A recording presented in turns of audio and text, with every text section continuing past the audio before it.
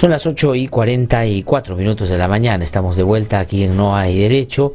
Lo anuncié más temprano cuando hacía los comentarios. Esta mañana nos visitan Cruz Silver, es coordinadora de Justicia Viva, que, como ustedes saben y lo hemos conversado aquí en varias oportunidades, trabaja el tema de la justicia, la administración de justicia, y ha venido hace bastante tiempo haciendo notar no solo los problemas que pueden presentarse en la normativa, en los procedimientos, sino ha podido identificar en el transcurso de los últimos años casos que han terminado siendo emblemáticos, que dan cuenta del mal comportamiento de personas que entran al sistema de justicia para cosas que hoy con nitidez estamos apreciando a través de los audios. Es decir, no para administrar justicia de acuerdo al encargo que la Constitución les da, sino más bien para fomentar redes de corrupción que lamentablemente favorecen los intereses de quienes actúan por fuera de la ley. Y también está Luis Miguel Purizaga, él es investigador de Justicia Viva, que ha venido esta mañana para conversar con nosotros. Cruz, Luis Miguel, qué gusto saludarlo, muy buenos días. Buenos días, gracias por venir. Cruz, quisiera yo comenzar, porque es una cosa que nos han venido diciendo a través de las redes, cómo interpretar lo que ha pasado ayer en el Congreso de la República, porque mucha gente lo entiende así: buena voluntad del Congreso, forzada o no, forzada por las circunstancias, ha tenido que hacer esta sesión y ha decidido tomar el toro por las astas. Ha dicho: aquí hay un Consejo de la Magistratura que no puede sostenerse como está, vamos a declararlo en emergencia por 9 meses y vamos a cambiar una serie de cosas. Entre qué dirige, vamos a parar los nombramientos, no van a hacer tales o cuales cosas, pero daría la impresión para mucha gente de que eso está del todo bien, o sea, que eso es lo que había que hacer. No sé si ese es el análisis que ustedes comporten en Justicia Viva, o tienen algunos matices y dicen: presten atención a esto y a esto otro. A ver, en principio el día de ayer ha sido una sesión importante, extraordinaria en el Pleno del Congreso de la República. Hubieron hasta, de lo que conocemos, 3 proyectos de ley, no solamente la fórmula ya modificada que ahora se ha consensuado, y lo que nos llama la atención y preocupación debidamente de esta fórmula aprobada es algo sustancial, ¿no? Se le está dando al Consejo 9 meses para que reevalúe y reestructure su funcionamiento, objeto y misión, pero se le encarga esta función tan importante a una persona que está dentro del propio Consejo. Entonces, la idea de que está hoy y que ha estado durante todo este tiempo. Claro, es decir, que es parte del problema, digamos, también. Exacto. Entonces, la idea esta de que el que se reestructura se va a reestructurar solo es ya desde hace mucho tiempo identificada como una fórmula que no ha dado buenos resultados. Entonces, que este proyecto le encargue en estos 9 meses, además, por supuesto, de la gestión administrativa, y ya vamos a identificar qué hace este tipo de gestión administrativa, sino también que proponga y reevalúe y reestructure la organizacidad de esta institución. Es bastante complejo de que vaya a ser un funcionario que ha estado desde hace mucho tiempo y que ha sido parte de los problemas también de esa institución. Entonces, este reformador no debe haber venido de la propia institución, sino haber sí estado presente como un apoyo importante, por supuesto, claro. Pero quien haya dirigido, quien haya debido dirigir esa reforma, ya sea una persona o un pequeño grupo, debe haber sido externo. Y había, digamos, en la discusión planteamientos que apuntaban a una modalidad distinta a esta, o todos coincidían en que esta era la que había que seguir. Habían otros planteamientos, por ejemplo, entiendo que el Frente Amplio había señalado una oficina o un grupo externo compuesto por representantes de diversas instituciones para que pueda llevar adelante, digamos, esta reforma. Finalmente se presentó esta, que fue de origen aprista, y paso al segundo problema pero digamos, evaluación, ¿no? el énfasis, y como dato es la realidad, de que sea una propuesta del APRA, le añade a la preocupación inicial una más. Mira, el APRA lamentablemente ha sido un grupo político que ha servido para empeorar el desarrollo del Consejo Nacional de la Magistratura. Y eso hay que recordarlo. Velázquez Quesquén, cuando era ministro de Justicia en el segundo periodo de Alan García, presentó como encargado de su cartera un proyecto de ley que cambiaba la forma en que eran elegidos los profesionales no abogados. Antes de eso era importante, antes de eso era un profesional, un voto, es decir, con todos sus problemas, una elección abierta, universal. Pero luego de la propuesta de Velázquez Quesquén, a las que se sumaron otras alternativas y otras preocupaciones, esta votación universal se convierte en una de un pequeño grupo, de la famosa junta de delegados, que provocó que finalmente tengamos como elegidos a Gutiérrez Peve, que ya sabemos cómo se ha desarrollado en el cargo, y al señor Quispe Pariona, el que ya conocemos, el famoso será inmoral pero no es delito. Y que lo sacaron después del Consejo de la Magistratura. Exacto. Esto fue producto de proyectos de ley como el de Velázquez, que es quien. Luego no ha habido un proyecto relevante. Entonces, nos preocupa que en estos momentos de crisis sea la fórmula del grupo parlamentario aprista la que se haya, digamos, impuesto o ganado campo. Pero no solamente eso. Si uno va no solamente al cuestionamiento de quién este proyecto solicita que dirija la reforma interna, que sería el funcionario con más antigüedad, hay que ver quién es ese funcionario de más antigüedad. ¿Y quién es ese funcionario? Es el señor Jorge Matienzo Luján, que, como señalamos, es bastante, digamos, preocupante que una persona que se haya mantenido durante tanto tiempo en el Consejo tenga ahora la fortaleza no solamente política, institucional, sino también las ideas para reestructurar algo de lo que fue parte muchísimos años. Y no solamente eso, mira, el señor Matienzo Luján fue secretario general del Consejo hasta el año 2011. Cuando entra la gestión del ingeniero Gonzalo García Núñez, él es, digamos, apartado de ese cargo. De ese cargo tan importante. De ese cargo. Y en ese mismo año había ya la postulación de nuevos consejeros para la gestión de los 5 años siguientes. Que es la vigente. Exacto. Y, no. ¿O que era la anterior? Del 2011. Entonces, y este señor se presenta siendo funcionario del Consejo como uno de los candidatos, lo que en verdad ya era un poco extraño. Pero más extraño para ver digamos, las candidaturas y los grupos que las apoyan, era que él se presentaba y estaba muy voceado como representante del Ministerio Público, que en ese momento tenía como fiscal de la Nación a la doctora Gladys Echaíz. Y la candidatura de Matienzo Luján, de acuerdo al diario La República de entonces, estaba impulsada por los señores Pedro Chávarri y Carlos Ramos Heredia, los que habían sido elegidos como supremos recientemente por un Consejo Nacional de la Magistratura integrado por Edmundo Peláez Bardales, y que luego de ser supremos votaron por José Antonio Peláez Bardales para fiscal de la Nación, rompiendo además el principio y la tradición del más antiguo que llega al Ministerio Público. Entonces tú tienes que el funcionario que hoy en un momento de crisis va a asumir la dirección y la reestructuración interna del Consejo Nacional de la Magistratura es un funcionario que ha pasado por todas las etapas del Consejo, de sus pocos éxitos y muchos errores, y segundo, una persona que ha sido en su momento promovida por funcionarios elegidos por otros funcionarios de relación aprista. Entonces, esto que anotaba Cruz Silva, que es muy importante, que la propuesta viene de Javier Velázquez y del APRA, y esa propuesta de cambiar voto universal por delegados nace a raíz de que el colegio de profesores era muy numeroso y no querían que ellos pusieran un consejero. Quiero preguntarle a Luis Miguel Purizaga sobre, ahí hay 2 o 3 cuestionamientos muy concretos en relación a lo que se aprobó el día de ayer, y decía Cruz Silva que había 3 por lo menos planteamientos que han entrado en debate. ¿Qué otras anotaciones habría que hacer sobre otros cuestionamientos a la manera, o digamos hay algo positivo decir también en torno a lo que se ha aprobado ayer en el Congreso? Buenos días, Glatzer. La cuestión ahí, y creo que nosotros, el área viene trabajando respecto a propuestas de reforma desde hace mucho tiempo. Cuando apareció toda esta investigación, el área emitió un comunicado con 10 reformas o 10 medidas de reforma necesarias para la institución, ¿no? Y entre todas ellas, el rol de la sociedad civil es fundamental, ¿no?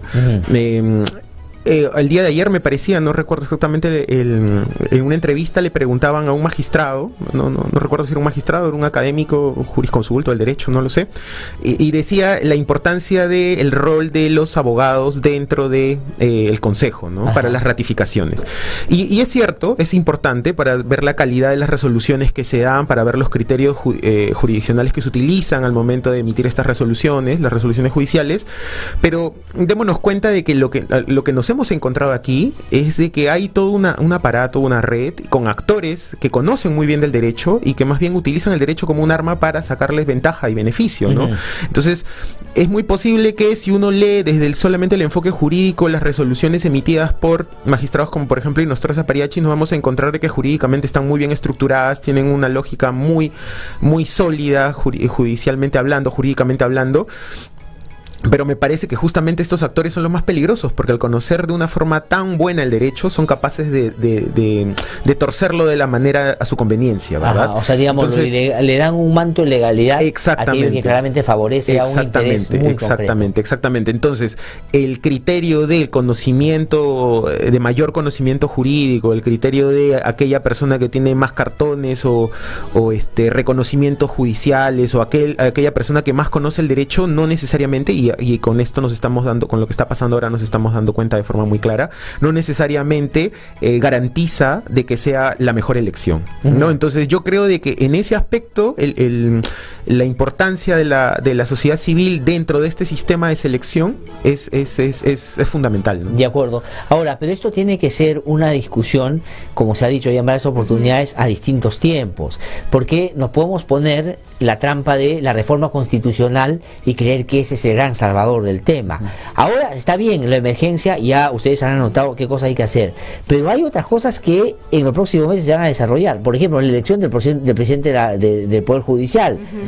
¿Cómo está abordando la emergencia esa elección que es clave? Si Duverger Rodríguez tuvo que renunciar, se decía que Ángel Romero podría ser su sucesor. Parece que eso ha cambiado en la Suprema, pero hay que ponerle ojos a eso también. Sí, hay que ponerle ojos, sobre todo porque hay un dato clave que es importante que tengamos cuenta como ciudadanos. La composición actual de la Corte Suprema y de la Junta de Fiscales Supremos es producto de lo que este Consejo Nacional de la Magistratura, en su totalidad removido, ha hecho desde el año 2015. Entonces, lo que ha echado también muy en falta, y en esta ley que declara en emergencia por 9 meses al Consejo Nacional de la Magistratura, es que no hay un mecanismo concreto o un espacio para que todos los procedimientos de selección, ratificación y destitución que hayan tenido alguna irregularidad relacionada además con esta red presunta de corrupción pueda identificarse, evaluarse y declararse nulo. O sea, bajo la lógica de que separan las funciones, tampoco se va a ver eso ya. No se va a ver eso focalizadamente. Eso es grave, ¿no? Y súper grave. ¿Podría salvar a alguna de esta gente? Es decir, el congelamiento de esas cosas podría librar de responsabilidad. Sin duda, y no solamente los nombramientos que son nulos de por sí y que deberían ser declarados así como tal. Por ejemplo, hay una parte de lo aprobado donde se remite información, sobre todo para el acervo documentario, la captación, la incautación respecto de Contraloría, pero solo bajo sus actividades de supervisión y fiscalización. Pero no se crea un espacio para que los postulantes que se sientan violentados con esta red de corrupción judicial y los trabajadores que están dentro del Consejo Nacional de Magistratura pueden identificar cuál es este circuito de espacios de riesgo de corrupción en los procedimientos de los cuales se han aprovechado estas redes. Ese espacio de denuncia, de evaluación, de identificación y de nulidad de los propios actos de consejo no existe, pero lo debería y lo tendría que hacer quien ahora está asumiendo el Consejo. Tendría que hacerlo. Digamos, hay muchas cosas que no se conocen de cómo funciona el Consejo, pero sí los conocen los funcionarios. Y este sería el momento oportuno de blindarlos, protegerlos, para que hablen y ayuden a identificar dónde estaba funcionando la mafia. Eso era una disposición elemental, sobre todo cuando la crisis ha explotado por un tema de red, y no está en la ley. Ahora, respecto de la elección que tú acabas de mencionar, en el 2015 se produjo el nombramiento de 2 magistrados titulares el 15 de diciembre y posteriormente de otros cuatro magistrados supremos.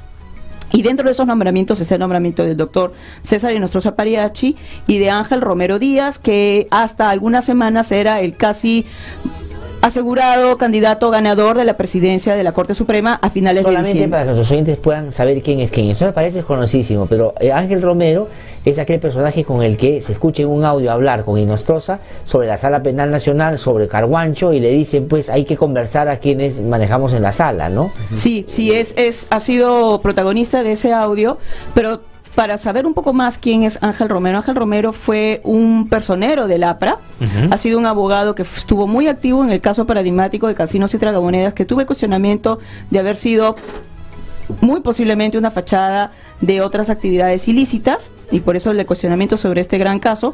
Pero además Ángel Romero en su momento fue propuesto para ser destituido por el propio órgano de control de su institución, la Oficina de Control de la Magistratura, y el Consejo Nacional de la Magistratura en una primera decisión lo destituyó, Ajá. pero en una segunda instancia, en una reconsideración, mágicamente uno de los consejeros cambió el voto. Pero no solamente eso, sino que el caso por el cual Ángel Romero fue destituido posteriormente, la Corte Suprema identifica que en efecto sí hubo un error de la sala que integraba Ángel Romero. El nombramiento como Supremo del 2015 de Ángel Romero y de Inostroza Pariachi, y además de Luis Arce Córdoba, de Tomás Gálvez, de Víctor Raúl Rodríguez Montesa, el fiscal supremo que hemos visto ha presionado las pericias de investigación, y del doctor también Héctor Lama More, tienen un vicio de nulidad, porque Ajá. este consejo, y eso es lo que debería identificarse ahora en este periodo de emergencia, porque este consejo, para esas entrevistas y para esos nombramientos y la elaboración del famoso cuadro de méritos y registro de magistrados en reserva,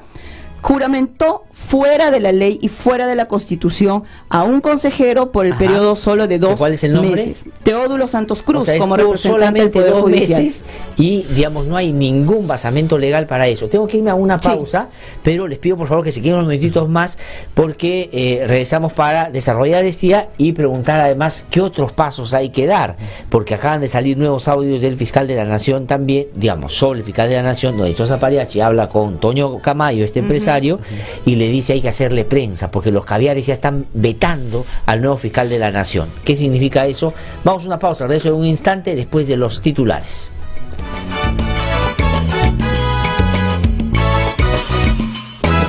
Son las 9:03 de la mañana, estamos de regreso aquí en No Hay Derecho. Estoy conversando con Cruz Silva y Luis Miguel Purizaga, son de Justicia Viva, que han tenido por estos días un trabajo muy importante, no digo solo por estos días, vienen hace muchos años trabajando en los temas de la judicatura, pero por estos días han salido a plantear en el debate una serie de temas sobre los cuales hay que prestarle particular atención, porque, digamos, toda la vorágine que se ha generado en torno a la difusión de los audios puede llevar a interpretaciones y a acciones que pueden sonar o parecer eficientes, pero que en el fondo pueden terminar siendo la coartada perfecta para no hacerlo sustantivo. Por eso cuando alguien sale a gritar, a atar la voz, que ahí están los corruptos, a ese crearle poco, porque ese lo que está tratando es de simular un cambio y tratar de no hacer nada significativo. Y ya Cruz Silva nos decía hace un rato que lo que se aprobó en el Congreso ayer se saluda, porque hay que declarar en emergencia esto, pero a quién han elegido, de cómo lo han elegido y qué cosa va a hacer, ya da cuenta de algunos temas. Y hablaba Cruz de una, además quiero decir por una cuestión de transparencia, que hemos pedido yo formalmente que se anulen todas esos nombramientos, entre los que está el de propio autoridades que ahora están en el Poder Judicial y el Ministerio Público. Pero esos 2 meses que hay un representante del Poder Judicial que entra no es ni constitucional ni legal. No, mira, cuando en el año 2015, ante la renuncia de Pablo Talavera y de su suplente como representantes del Poder Judicial, Ticona Postigo, como representante de la Sala Plena de la Corte Suprema, Ajá. manda un oficio al Consejo Nacional de Magistratura indicando nuestro candidato para estos 2 meses y participe del proceso de elección de Supremos es el señor Teódulo Santos Cruz. Yeah. El Consejo le indica de que eso no es posible porque no hay una norma ni constitucional ni legal orgánica del propio Consejo que posibilite que un consejero solamente sea nombrado el titular sin suplente y solo por 2 meses. La Constitución y la ley orgánica indica que tienen que ser los 2 elegidos en el mismo acto y por 5 años. De acuerdo, pero entonces no había basamento y ellos lo supieron que no Lo había. supieron, lo juramentan y eso vicia de nulidad no solamente el nombramiento por parte de la Sala Plena de la Corte Suprema, sobre todo cuando ahorita estamos hablando que las normas de nombramiento tienen que ser absolutamente respetadas, Ajá. sino que también significa de que este señor Teódulo Santos Cruz asumió funciones sin estar debidamente juramentado contra la Constitución y de eso tienen que responder no solo, digamos, disciplinariamente, sino también políticamente. Quien juramenta a estas personas sabiendo que no estaba el supuesto en la Constitución es el señor Guido Aguila, con el pleno de las personas Gutiérrez Peve, Iván Noguera, Orlando Velázquez y el señor Marcelo Cubas. O sea, digamos, esa conformación nueva del Consejo, digamos, desteje varias decisiones previas del Consejo que daban cuenta de, no voy a decir pues un del todo buen comportamiento, pero por lo menos de que actuaban dentro de lo correcto. Se trataba de avanzar. Entre otros, digamos, la no elección, por ejemplo, de Inostroza Pariachi, Mateo Castañeda y varios otros, ¿no? Entonces, basta que lleguen ellos y empieza todo esto a Todo revertirse. cambia. Ahora, Sí. justamente de repente ya para que después Luis Purizaga complemente. Porque sí me gustaría que puedan también desarrollar en un ratito, Luis Miguel, de repente, sobre qué otros actores más tendrían que entrar. No sé si el Ministerio Público, la Contraloría debería acompañar este proceso. Definitivamente, ¿no? El Ministerio Público, con el grupo creado para la investigación de esta red de corrupción, tiene que entrar a evaluar qué es lo que ha pasado en el Consejo Nacional de la Magistratura y tomar nota de todos los trabajadores que puedan dar esa información clave para identificar cómo es que se produjeron estos nombramientos truchos, estos nombramientos amañados, cómo se derivaban a qué consejeros las causas para que sean ponentes o no de ciertos expedientes de ratificación y selección y nombramiento. La Fiscalía tiene que entrar aquí porque si no esto va a quedar en impunidad, y la Contraloría, como señala la ley, tendría que evaluar si es que el funcionario más antiguo, el señor Matienzo Luján, es o no alguien que respeta y da la garantía de absoluta apariencia, independencia y parcialidad. Solamente una cosa, nada más, el día de hoy se está publicando ya, según el plazo otorgado, el informe de la Comisión de Reforma del Sistema de Justicia del Poder Ejecutivo. Nosotros hemos presentado 10 puntos clave, que entendemos clave, para combatir estas redes de corrupción en el sistema de justicia. Y uno de esos es, por favor, de una vez que se publiquen y se propongan los reglamentos para elección del presidente de la Corte Suprema y el presidente también de la Junta de Fiscales Suprema. Ahora, de repente abondamos, Luis Miguel, sobre un poquito más esa propuesta que se han hecho ante la Comisión. Además, ojo, se han hecho formalmente como corresponde hacer. No es como hermanito, toma, métete esto ahí. No, se han hecho formalmente y son parte de lo que estamos conversando ahora. ¿Qué más habría que decir sobre esto? Sí, hacer énfasis en lo que mencionaba Cruz acerca del rol de la Fiscalía y la Contraloría para esto, ¿no? Démonos cuenta de una cosa, de que analizar esto desde el enfoque del poder del Estado, del poder judicial, y esto es una idea que compartíamos con Cruz antes de entrar justamente acá a cabina, era de que era solamente ver el árbol, ¿no? Pero hay que ver el bosque. O sea, estos actores judiciales, ¿no?, que estamos identificando en estas investigaciones, en los audios que están saliendo, son funcionales actores políticos y también actores empresariales, ¿no? Y eso está quedando clarísimo, ¿no? Antonio Camargo, este señor Mario Camayo, este señor Mario Mendoza. Por favor, tratarlo con su nombre. Sí, hermanito. A este señor Mario Mendoza y también a otros actores políticos como la señora K y otros más, ¿no? Que se han mencionado en los audios, en fin. Ahora, démonos cuenta también de que dentro de esta dinámica estos actores no son pasajeros, sino que han venido desempeñándose en estos roles desde hace mucho tiempo. Y entonces hay toda una estructura que está cimentada y está fortalecida con el pasar de los tiempos que recién estamos destapando y se está viendo. Por eso es importante lo que dice Miguel, porque las interceptaciones se dan, creo que este año, los últimos meses. Sí, la investigación legales, claro, en el marco de una investigación fiscal, ¿no es cierto? Por lo tanto, daría la impresión que por la familiaridad con la que hablan de estas cosas, no es que se montaron a partir de este año, que ya venían en esas coordinaciones. Exactamente. Y hablando específicamente del rol del el fiscal de la Nación que ha juramentado exactamente, Gonzalo Chávarri.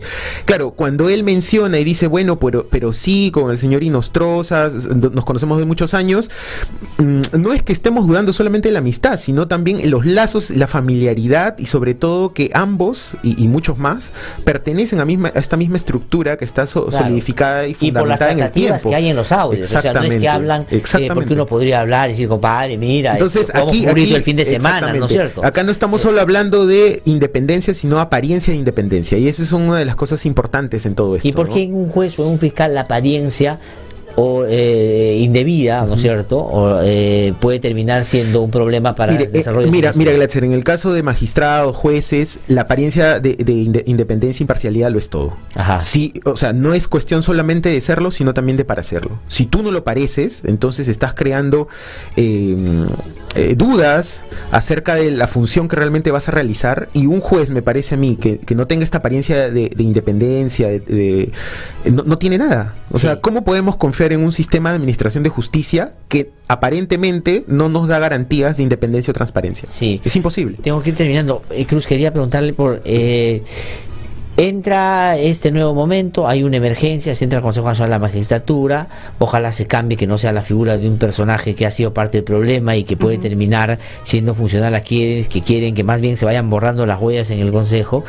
¿Cuáles son los cuellos de botella que hay que mirar de todas maneras en el Consejo? O sea, si entra la Contraloría de la Fiscalía, ¿a dónde diría usted que tendría que ir a mirar sistema de selección? O sea, ¿dónde está de lo que se conoce el problema? Primero, la Contraloría y la Fiscalía tienen que fiscalizar lo que son los procesos de selección y ratificación de la mano de los trabajadores que han formado parte de ese sistema y de otras comisiones que pudieran dar mayor detalle de cómo ha sido ese comportamiento. O sea, revisarlo definitivamente, al menos desde mayo o junio del año 2015, que es donde entra la totalidad de esta nueva conformación. Y sobre todo, con mayor prioridad, identificar las nulidades e irregularidades que han habido en los concursos de Supremos. Del concurso del 2015 ya hemos identificado, entre otros, esta seria nulidad de la juramentación de Santos Cruz como consejero por solo 2 meses en contra de la Constitución. En el 2017 hubieron diversos candidatos que fueron aceptados como candidatos aptos, no obstante no cumplir con los requisitos, como por ejemplo tener familiares en el propio sistema de justicia. Ese es un impedimento, pero el señor... ¿Pero han habido casos? Sí, sin duda. Por ejemplo, el caso del señor Martín Hurtado, según se conoce, es un caso donde no se hizo una debida investigación por parte del Consejo Nacional de Magistratura, porque él tendría un familiar, un primo también la judicatura, pero no obstante... Lo que sería un impedimento clarísimo, ¿no es cierto? Un claro impedimento, pero al momento de postular, ¿cierto? Y como esas han habido otras irregularidades y no ha habido la debida evaluación sobre si es que estas personas van o no a favorecer una independencia en el sistema de justicia. Estas irregularidades tienen que ser focalizadas por la Fiscalía, por la Contraloría, y la Contraloría tiene, igual que la persona que va a dirigir ahora, no se sabe cómo, pero este proceso de reestructuración interna del Consejo tiene que abrir un espacio donde sociedad civil pueda participar como veedor. Porque el problema de la reforma ha sido dejársela a las propias instituciones y que la sociedad civil no pueda enterarse de lo que está sucediendo. Y ese es el serio problema que está hiriendo de muerte al proceso de declaratoria de emergencia por parte de un proyecto de ley que salió de la bancada aprista. De acuerdo, entonces hay varios puntos que aquí nuestros amigos de Justicia Viva, que son los que más conocen sobre este tema, nos están planteando, ya no en el cómo administrar lo que está saliendo, sino qué cambios en este momento hay que hacer. Y escuchen ustedes, no han mencionado nada de la reforma constitucional, no es porque no sea importante, sino porque hay cosas que hay que hacer ahora, porque si no, las señales van a ser pues a los corruptos: no te preocupes, no te vamos a tocar. Lo mismo de siempre. Lo mismo de siempre. Entonces estamos hablando, por ejemplo, Contraloría y Fiscalía, que entren de todas maneras, que vean todos los nombramientos, ratificados, todo lo que ha habido desde el 2015. Sobre todo de los Supremos, porque los Supremos van a decidir ahorita quién es el presidente del Poder Judicial. Por ejemplo, y ahí deberíamos identificar quiénes deberían estar imposibilitados de votar por el nuevo presidente, por ejemplo, ¿no es cierto? Pero además de revisar todo eso, se tiene que no paralizar aquellos procedimientos que ya están en curso sobre gente que tiene que ser sancionada y que claramente se ha identificado ya algún problema. ¿Qué más hay que, ya para terminar, Luis Miguel? Solamente un detalle. Yo creo que hay que tener mucho cuidado con este discurso de la independencia de poderes, porque me da la impresión que dentro de este discurso de la independencia de poderes se intenta tomar la idea de que el Poder Judicial autónomamente, o por ejemplo antes se decía eso, ¿no? Antes de lo que pasó ayer en el Congreso, que el CNM autónomamente resuelva sus propios problemas de forma interna. Entonces que sean los mismos actores que están siendo investigados los que ellos mismos establezcan sanciones, culpables y todo lo demás. Entonces me parece que hay que tener mucho cuidado con este discurso de la independencia de poderes. En el Poder Judicial también, ¿no? Yo presumo de que lo que se está diciendo ahora, ¿no? De que el Poder Judicial mañana se elige al presidente, ¿no? Tábara, justo lo estaba escuchando. O sea, se va a elegir al presidente que va a estar hasta diciembre. Exactamente. Porque en diciembre es la elección. De acuerdo a la ley orgánica, ¿no? Entonces, lo que pasa es esto, ¿no? El discurso que utilizan los actores que de una u otra forma están relacionados con las personas que están involucradas en esta investigación, ¿no? Que aparecen en los audios, es este discurso de la independencia de poderes, que me parece que es importante, necesario en todo Estado democrático, eso es obvio, pero dentro de esta coyuntura particular es un discurso que puede meter de contrabando otros conceptos u otras ideas que realmente no queremos, ¿no? Que es que las mismas instituciones que están siendo investigadas, con los actores que están siendo investigados, lleven o pretendamos que lleven a cabo reformas que sabemos de antemano que no van a terminar muy bien, ¿no? Ahora, se preguntan sobre el tema de la participación de la sociedad civil en este proceso. Porque sí creo que sería un error solo entender que en esta parte previa se necesita gente de sociedad civil, que es la comisión que se ha conformado. Pero me preguntan cuál sería como la modalidad, la estrategia, el mecanismo concreto para participar. Porque coincidiendo con Luis Miguel, no le puedes dejar solo a los jueces, no puedes dejar solo a la magistratura, no le puedes dejar solo eso. Pero la sociedad civil, digamos, tiene que caracterizarse en algo muy concreto. ¿Qué sería y cómo? Mira, lo que nosotros creemos es que la persona que internamente en el Consejo lleve la reforma tiene que llamar ya sea de las instancias ya formadas y que se han pronunciado respecto de esto, como por ejemplo los colegios profesionales o las universidades, para conformar un grupo veedor que pueda no solamente hacer seguimiento, sino informar a la ciudadanía qué es lo que está pasando, sobre todo en los espacios de decisión. Ajá. Cuando el director general que ahora asuma identifique su plan de emergencia, qué es lo que va a hacer, qué es lo que va a revisar, con quiénes y de quiénes va a prescindir en todo este proceso, eso lo tiene que saber y también poder opinar la ciudadanía. No solamente está este sistema de veeduría sobre algunas organizaciones de sociedad civil ya conformadas que han estado haciendo seguimiento a todo este proceso de debacle desde el año 2015, sino también es necesario que el director general señale de que para cada paso que él estructure en su plan de emergencia va a solicitar y recibir y responder aquellas propuestas de sociedad civil para una mayor transición sin impunidad, porque ese es el problema, sin impunidad. Ese creo que es un buen resumen, ¿no es cierto? Una transición sin impunidad, porque no vaya a ser bajo esta lógica de que hay que por emergencia tener tal o cual cosa, se desestimen los procesos, así las investigaciones, se tapen las pruebas, no se encuentren las cosas, digamos, hay que tener mucho cuidado. Y lo otro es, ya también preguntan, y la gente está pidiendo, sobre los cambios legales y constitucionales, porque varias de estas cosas, por ejemplo, si no se han introducido en lo que ha aprobado ayer el Congreso de la República, ¿cómo se mete el tema de la vigilancia de la sociedad civil dentro de eso, por ejemplo? Mira, en el Congreso. El Poder Ejecutivo va al 28 de julio, en base a lo que hoy proponga la Comisión, va a decir: nosotros como Poder Ejecutivo, un poder que está interesado en la defensa de la independencia judicial, proponemos que haya una junta veedora de lo que vaya a hacer el Consejo Nacional de la Magistratura. Y eso es absolutamente legal y promueve la transparencia y la no impunidad. Pero además, el Consejo Nacional de la Magistratura tiene mucha información respecto de cada uno de los procesos y eso lo debiera transparentar. No solamente sin ningún tipo de límite, sino que además de motu propio debiera decir... ¿De qué estamos hablando, por ejemplo? Que hasta ahora no ha sido, porque yo recuerdo, y esto hay que decirlo, porque el IDR trabaja mucho estos temas, y hemos pedido por acceso a la información un montón de veces que nos pasen actas, los resumen de la reunión, y no te pasan sencillamente todo eso. En principio, el Consejo Nacional de la Magistratura, en estos pedidos concretos de información, cumplen dentro del plazo, pero el problema es de que hay información clave y sustancial que no sueltan. Nosotros hicimos un pedido porque tuvimos noticia de que eso se sucedía por ex consejeros, de las grabaciones que el propio Pleno realiza, en efecto, para posteriormente redactar sus actas del Pleno. Pero nos señalaron de que no nos lo entregaban porque esa disposición no se indicaba en el reglamento. No nos dijeron que no existieran las grabaciones, nos dijeron de que no nos la podían dar. Esas grabaciones donde se identifica quién aboga por qué, quién dice qué y cuál es el voto y la motivación de los mismos en procesos de selección de supremos, destituciones, etcétera, es clave. Esas grabaciones deberían ser públicas, el Consejo las tiene, no nos las ha negado, y en este momento de emergencia y de no impunidad deberías hacerlas claras, porque eso va a identificar responsabilidades de aquellos consejeros que ahorita están envueltos en procesos de investigación. De acuerdo, Luis Miguel, para terminar, reformas legales y reformas constitucionales, que si bien es cierto no han sido el centro de la conversación hoy, no es que se desestiman y no es que no tengan que hacerse. ¿Cuáles serían, no? Mira, a largo plazo, en estas 10 propuestas que nosotros habíamos presentado como área, la participación, como yo lo había mencionado, de la sociedad civil es fundamental, ¿no? Ahora, esta idea también que mencionaba Cruz acerca de que era un voto por persona, ¿no? También era sumamente importante, y sobre todo la forma como votan los consejeros, ¿no? Si es que la configuración va a continuar siendo la misma que ya existe en la Constitución, ¿no? De 7 consejeros.